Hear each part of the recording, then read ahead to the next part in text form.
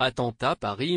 Emmanuel Macron a eu du mal à refréner ses larmes devant le Bataclan, face aux familles des victimes, 2 ans après les attentats du 13 novembre à Paris.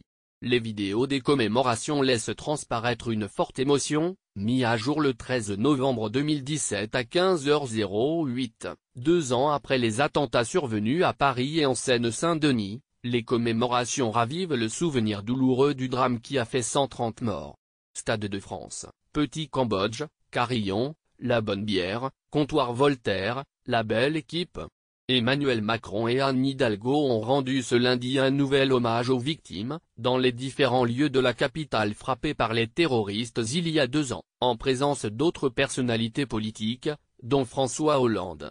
Devant le Bataclan, où les terroristes avaient procédé à un véritable carnage, tuant 90 personnes lors du concert des Aigles Off dite Metal, l'émotion du chef de l'État était palpable.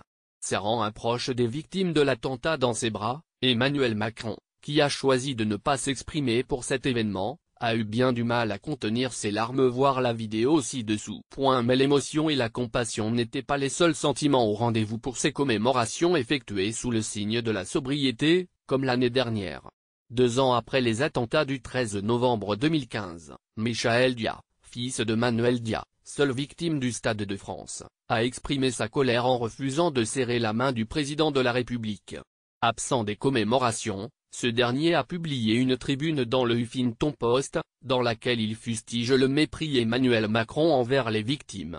Le président de la République agit envers les victimes du terrorisme comme avec les plus défavorisés de notre pays, d'une façon tout simplement méprisante et inacceptable, écrit Michaël Dia, citant notamment la suppression du secrétariat d'État aux victimes, mais aussi la réduction des aides à certaines catégories de victimes et plus largement la stigmatisation des plus précaires. De son côté, le Premier ministre, Édouard Philippe, est intervenu sur France Inter, pour notamment rappeler que le pays était encore visé par le groupe terroriste Daesh. La menace endogène reste très élevée. Quand je dis que la menace endogène reste très élevée, ce n'est pas simplement une clause de style. Elle est effectivement élevée, j'espère que tout le monde le sait et que tout le monde en a conscience, a-t-il dit.